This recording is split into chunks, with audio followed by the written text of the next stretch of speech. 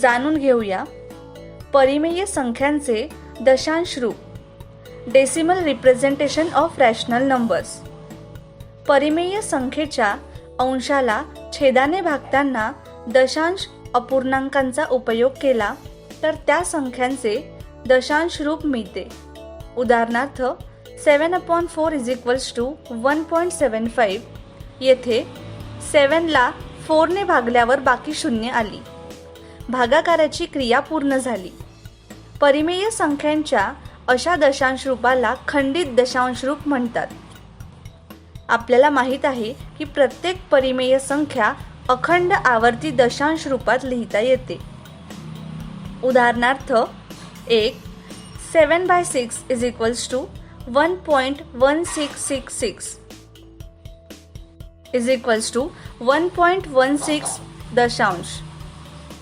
2 5/6 = 0.8333 0.83 दशांश.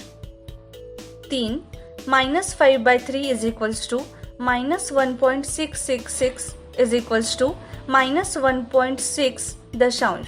4 22/7 = 3.142857 142857 3.142857 दशांश.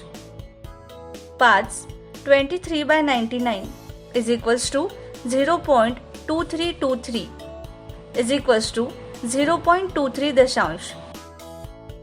तसेच 7/4 = 1.75 1.75000 1.750 दशांश.